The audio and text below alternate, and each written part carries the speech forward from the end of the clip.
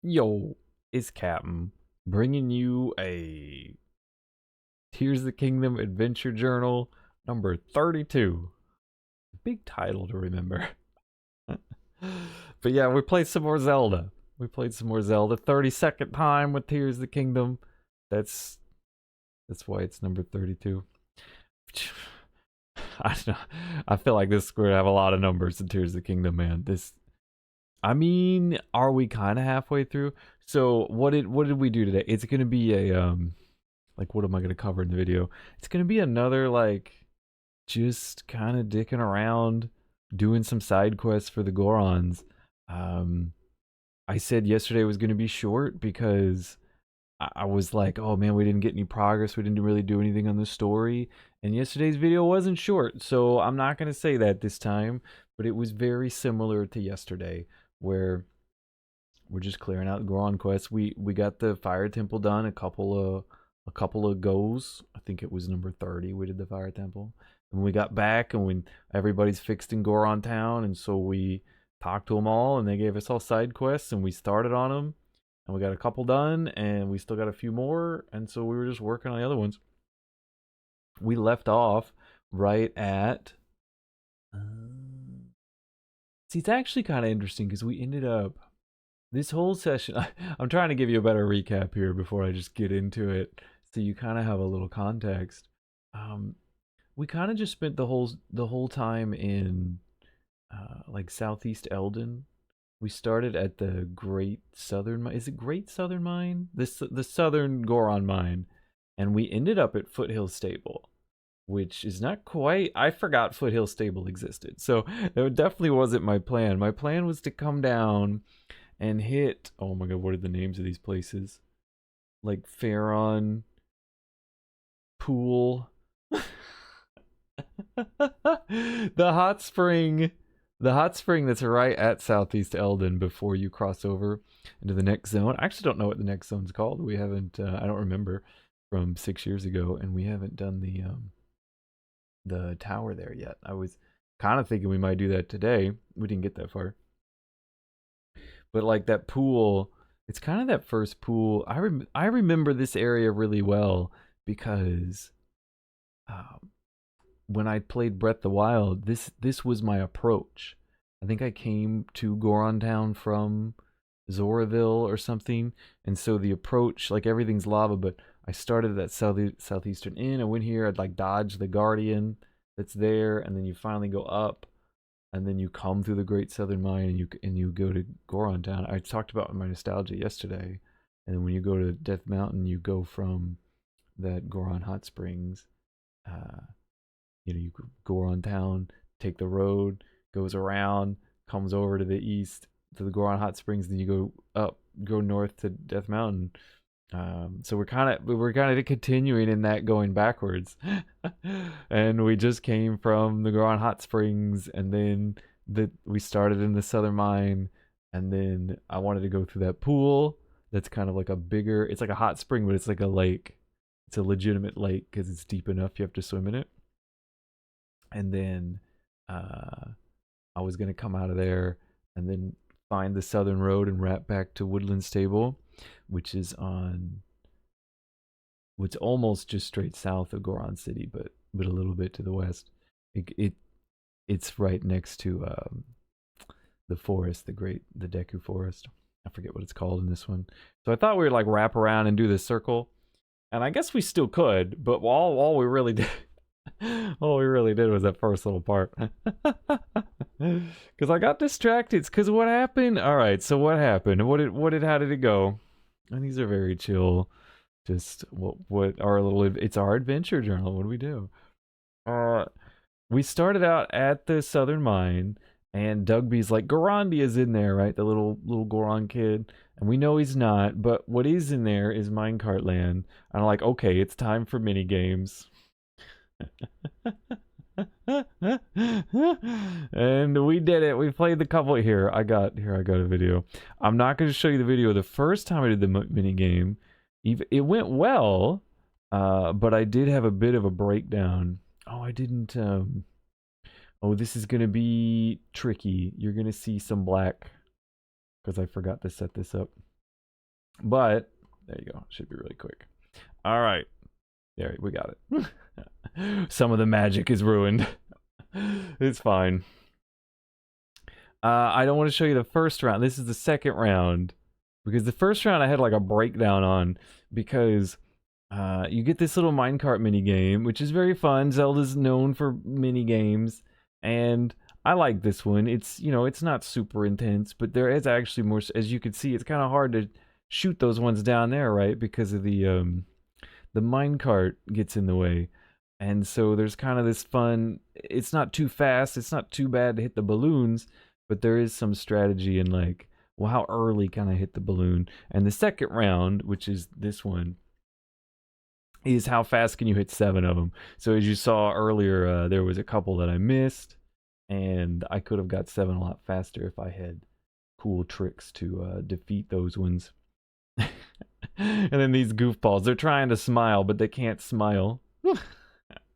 They think the grimaces are smiles. It's just a little gag now. Anyways, that's that one. But I'll tell you, the first one I didn't show you because it's actually, I go on it for a little bit and then I break down mentally because as you saw at the very end of that one, it said my bow was damaged. They don't give you a bow. You have to use your own arrows. You have to use your own bows. And of course, just like everything else in the game, every shot of your bow takes durability. And I flipped this shit because I was like, I was expecting the mini game to be really hard, and I was like, I'm gonna run out of bows before I beat the mini game, because like, I'm gonna break all my bows before I get the perfect run I need. I'm gonna have to stop and leave and go find bows somewhere. And I just had like, I had like a mental breakdown as that dark future appeared in front of me. Luckily, it's actually not that hard. As you saw, that was my first try with the medium mode. So what they did is they broke it into like difficulties. So the first one is just shoot all the targets. I don't actually know. I felt like I ran out of targets and I just had to wait for the timer to go down. I was just sitting at the bottom. So I don't really know what the goal of the first one was. I only got 11 targets. I felt like there was more. But anyways, it said you did great. You can do medium mode now. And you don't know it's medium mode yet. But so then you do medium mode. It's that one. And it's just how fast can you do 7? And I guess 31 seconds was enough because it worked out. And then they tell you, okay, now you've unlocked hard mode, but it's not here, it's on Death Mountain. And this is where the issues for my plan came in, that plan to go around the map came into being, because I did want to do hard mode, but Death Mountain is the other direction. Like, I'm not going that way. I wasn't doing the quests in Death Mountain. I was kind of just coming out of the town, doing the quests on the way out, and then we were just going to naturally transition to Lookout Landing and move on, and it just be very smooth experience, because I don't like warping around. It doesn't feel right. I feel like this game's much more built with the expectation that you warp around, but I'm still trying to do it minimally.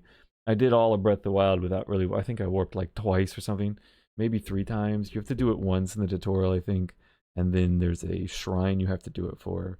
But I don't think, and I might have done it like once or twice otherwise, just for, something happened. But other than that, I played through the whole thing, got all the shrines and stuff, and just never teleported. Because I find the immersion to be really fun. But this one, like, you get stuck in the depths, and there's things, you just get left out in areas that really there's not much else you can do but kind of just teleport, or it's just you just need to get to places that really aren't very practical unless you teleport to them.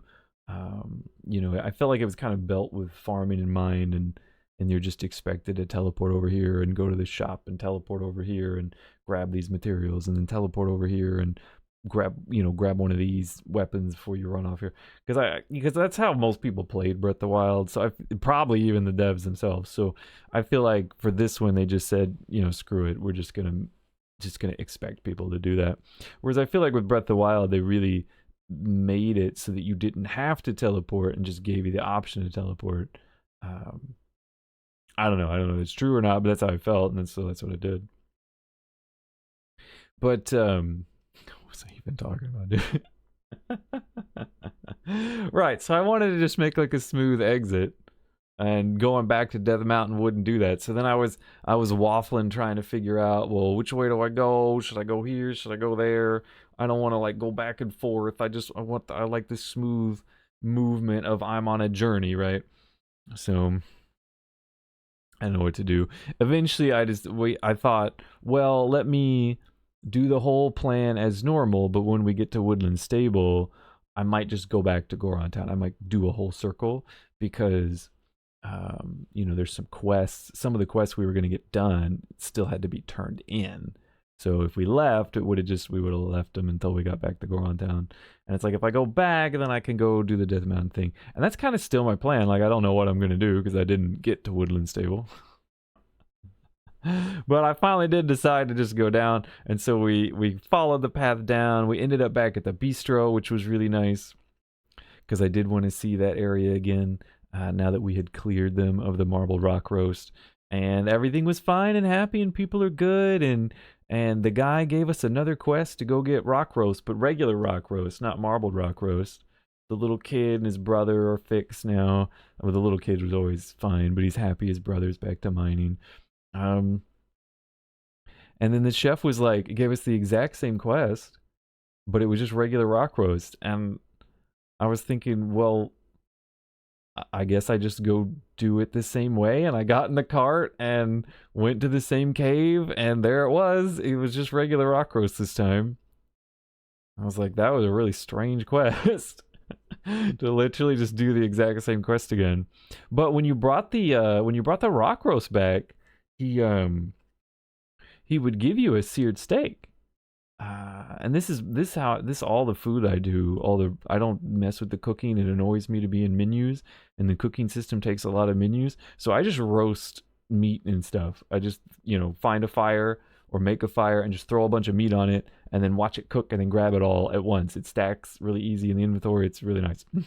And you don't have to spend much time on the menu. So he's giving me seared steaks, and I was like, well, I could get a lot of steaks. I remember there was a bunch of rock roasts back in the thing. We only brought one to him because I brought him 2 marbled last time and it didn't work. And I thought, well, maybe it'll work this time and he'll give me several steaks and I can just bring him a bunch. I was like, so I'll try it again. And so I loaded up my cart. Here, I have a clip for this one too. I loaded up my cart.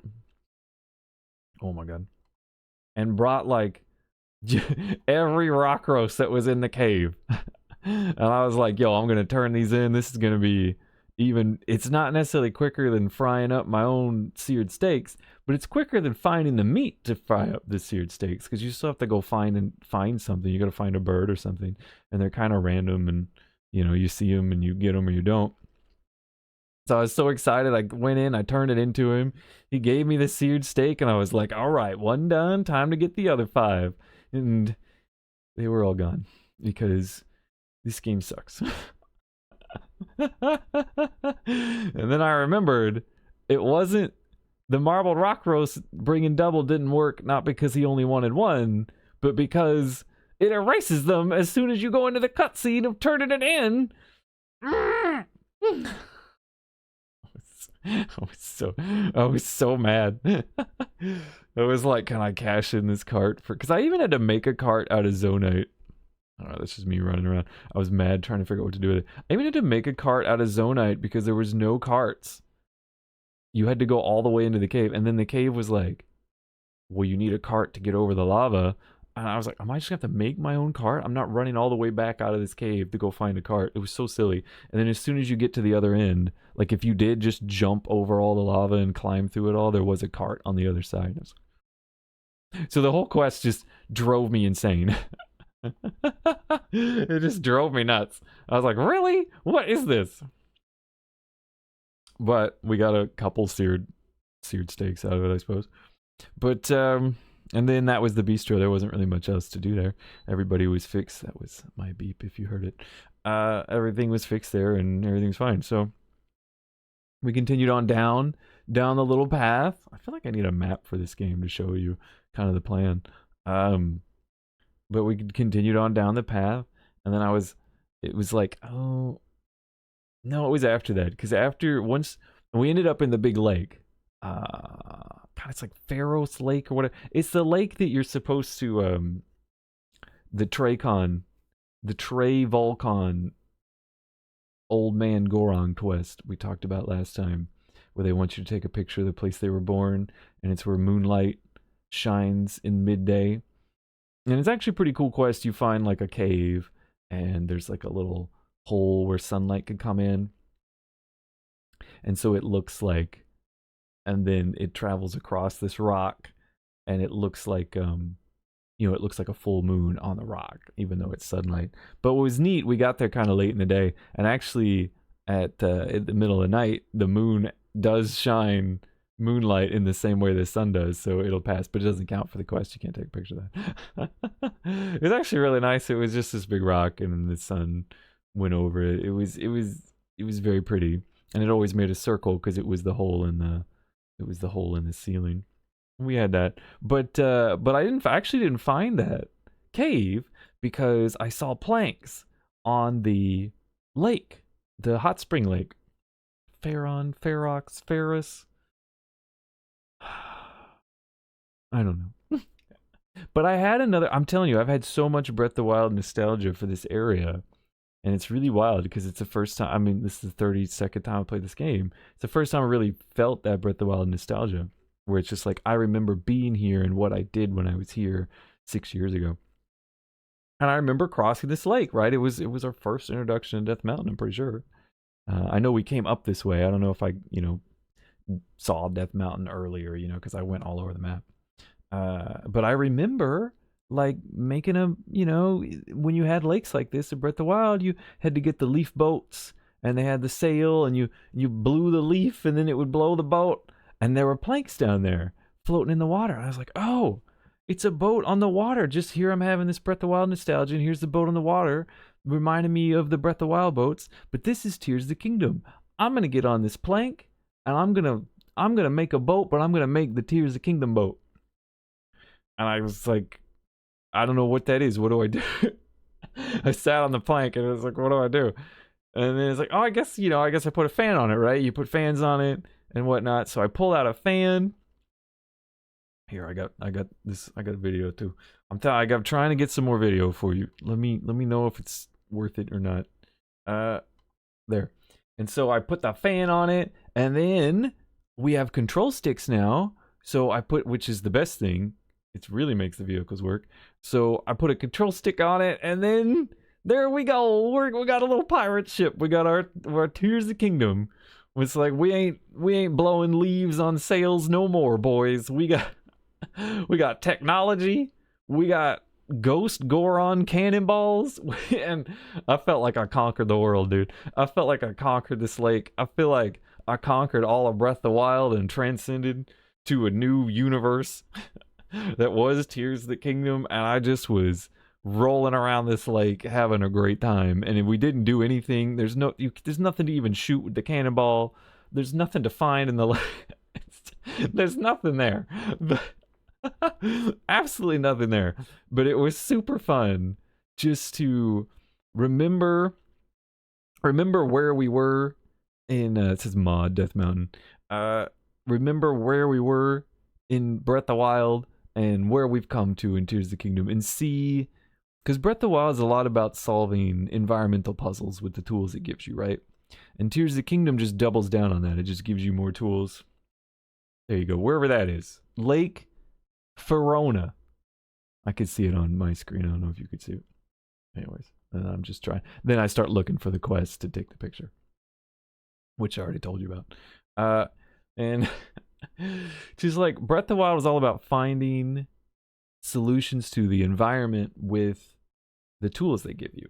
And Tears of the Kingdom gives you just a bunch more tools. Right now you have all that technology. Now you can stick anything together, and now they give you just a control stick that lets you. So it felt so good to just tackle the same problem. How do I make a boat and go across the lake? But now do it with much more exciting and fun tools.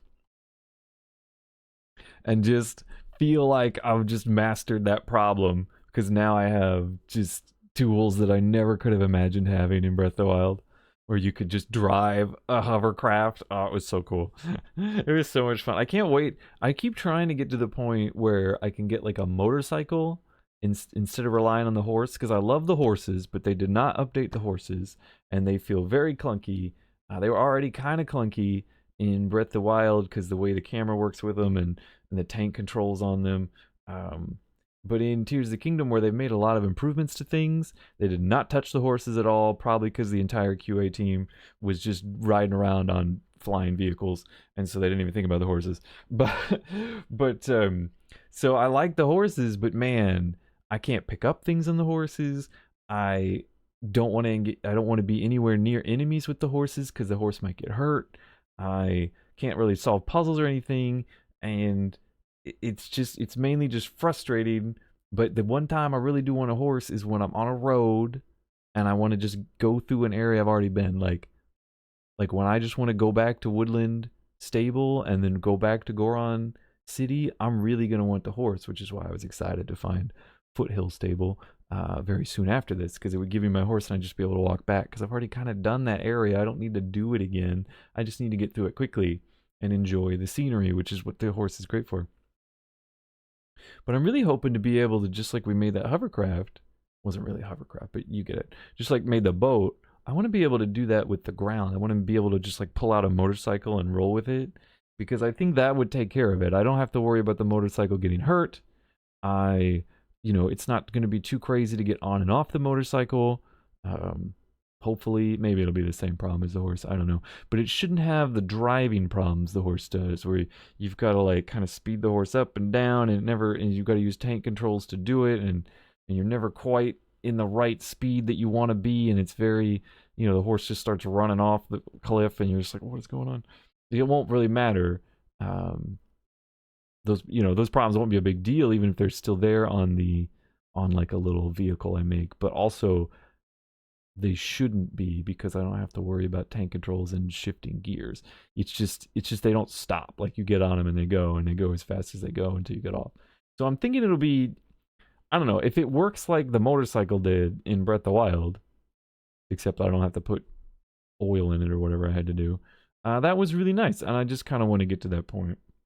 That's what the boat made me think about. I was like, at some point I might be able to do this with just running around on the roads. I can just whip out my motorcycle and zoom on and just have some fun. So I don't know. I look forward to that because it wasn't that long ago where we couldn't even do the boat we just did. I'm taking a drink. Live on the video.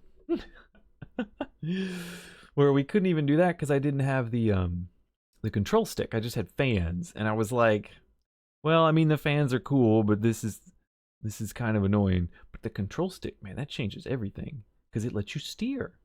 It might actually be called a steering stick. Anyways, from the lake, I could see. I got to the other side of the lake, and I could see the smoke from a stable. And my current plan was to just get the road that was there and take it back to Woodland Stable. And I was like, man, I really wish I had my horse here, because that's just going to be a long run. And that's what the horses are perfect for. But I didn't bring the horse here because all the stuff I was doing on the way was definitely not perfect for horses. It was the exact opposite of what you want the horse for.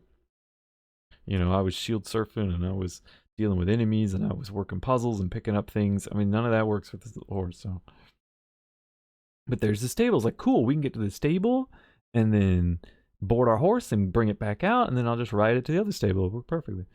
And then I was kind of trying to figure out if I should go this way on the lake or that way on the lake. So we climbed a mountain just to get a little better view, and it was fantastic just to see the view there, and finally you could see the other, like, we were out of Eldin. You could see the other side. So it wasn't red rocks and mountain. It was this like green kind of alpine plains of that area. And I was like, oh, I remember that. And you could see the tower was on the hill, and it was right next to one of those old it's not really a castle, but like a fort. And I was like, oh, I remember that fort. I remember it was so difficult over here. It was like Fall Town because everything was it was like autumn, right? And of course, I think the tower's in a different place, and now there's a shrine on top of the fort and stuff. But it was really cool to just look around and remember that area and see how it's a little bit different now. I don't know. Maybe from here on out, everywhere will just give me a lot of nostalgia. I don't know. I don't know why it didn't up until this point. I mean, it's not like Rito Village was different. It was still Rito Village, but it's more the environment. It's more moving through the environments that resonates with me because I feel like that's the whole point of these Breath of the Wild Zeldas.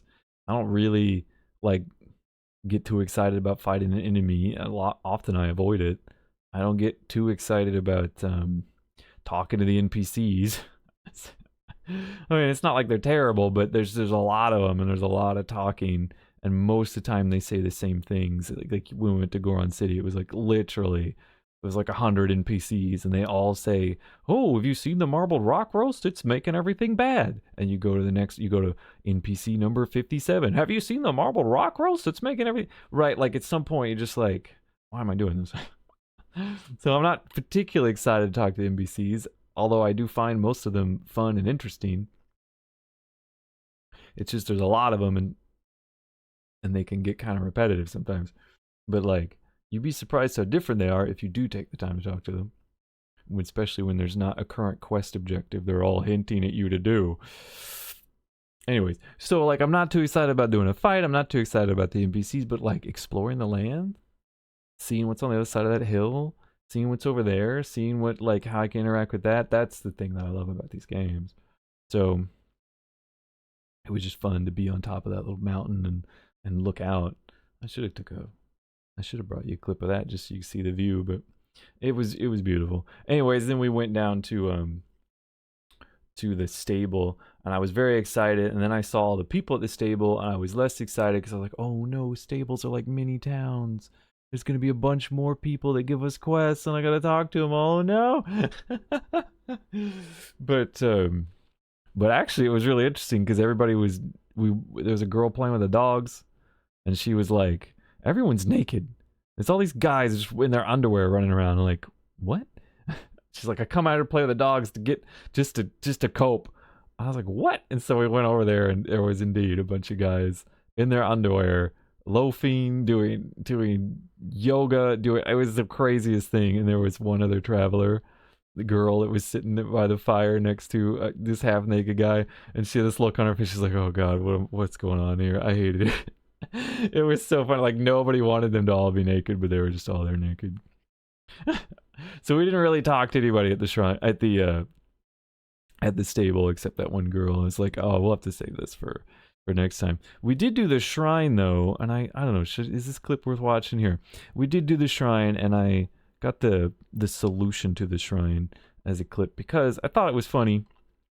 Because I felt pretty smart putting the fans on there. You got to get the fans to spin the windmill, right? But there's not enough fans to spin all the windmills, but they give you this rotating thing. And I thought I was really smart. I put the fans on there and rotated, but then it didn't rotate. You can see it wasn't moving. And I was like, "What? How do you do this?" And I was trying to figure out what in the world am I going to do? How am I going to get this to spin? I thought I had this in the bag.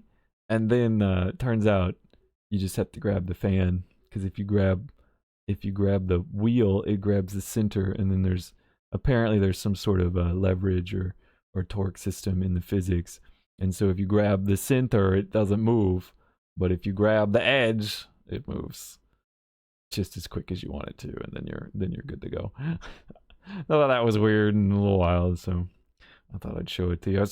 Like these adventure-y ones where we're not really working on story. It's like, all right, I gotta find some stuff. I gotta find the things to show you all. I don't know what's gonna be relevant to talk about. Anyways, so we did the shrine before we did the stable, and it looks like there's some caves and stuff around. So the stable will be its own little adventure, and probably what we'll do for the next time we play Zelda. I don't know. I like to do them in pairs, so we've done our pair. I don't know when the next time we'll play Zelda is. Maybe I'll like throw it in sooner, or maybe we'll just wait for it to come back in rotation. But it'll be stable. We'll got to talk to Pelipper, whatever his name is, the pelican that is the reporter. And there's several caves around, and of course they'll give us side quests and stuff. So that'll be fun to look forward to. And then the plan will continue. I'm actually going to get the tower because it's not too far away from the stable and just having map uncovered is good. And I mean, I could wait until the main quest like sends us to that zone, but we're like right next to the stable. It's not like the main quest sends you to a tower. It's just, you know, you kind of need to get it at some point on your way. So I might as well grab it now. That'll probably be for the next time. We'll do the stable, we'll do the tower, and then the plan is still head back to Woodland, turn in the quest there that we got, and then it'll either be go back to Goron Town, turn in some quests, and maybe go to Death Mountain, do the final minecart thing, or it'll be just head west and see where that Deku Road takes us, all while trying to get back to Lookout Landing. The only other thing is we kind of need to go back to Hebra too, because the first Great Fairy is back there. We should be able to unlock her now, and there's some things in Rito Town that were, you know, like we sent the guy to go build a bridge and stuff, so we could check on them. It wouldn't be terrible, you know. We've done another town. Go back to the town we already saved and check them out. See what's changed. Maybe that's the normal thing. I don't know what they're gonna say at Lookout Landing. I don't know if Pyrrha is gonna finally say you really should go to Kakariko now, or if she's just gonna go say, you know, go to Zora Town now. You know, maybe it's very straightforward. I don't know. It's all. I mean, none of it's like you can do anything that you want. It's that kind of game. It's just I'm trying to play it a little bit more structured, a little bit let the game lead me, a little bit dev intended, just for my own sanity because how big the game is. But yeah, that was our journey from Minecart Land at the Great Southern Mine to Foothill Stable. You know, stopping at the bistro and what was Pharaoh Full? I've already forgotten. Pharaoh Full Lake and building a speedboat along the way. And it was a good time. Overall, I had a good time. It was a fun kind of adventure. As much as I felt lost and like, I really like to have a path that I'm on, so I don't feel like I'm wasting time. You know, because there's just so much to do in the game. Like you could spin forever and get nowhere, and you'd have a great time. But I do want to at some point finish the playthrough, so I like to have a bit of a plan. And so I did feel kind of lost, and I was like, "Oh, am I going the right way? What am I doing?" But I actually had a good time. It was a good, nice little adventure traveling down the southeastern end of Eldin and Death Mountain. But that's where our story ends for today. That's going to be the end of the 30-second entry in our adventure journal. So I hope you enjoyed listening. I hope you enjoyed watching. Let me know if you like the clips and stuff. And that's it. I hope you have a wonderful rest of your day, whatever you're going to do. Thank you for hanging out, and I'll catch you in the next one. I'll see you around. Still got that on. Captain, just move the mouse before you say goodbye. I never think I'm gonna say goodbye. It just kind of happens, and then I'm like, this is a YouTube video. I need to end it quickly so it's not weird. And then maybe you can tell I'm not a quick goodbyer. There you go. There's your bonus video. Bonus ending. All right. I'll see you around. Have a good one.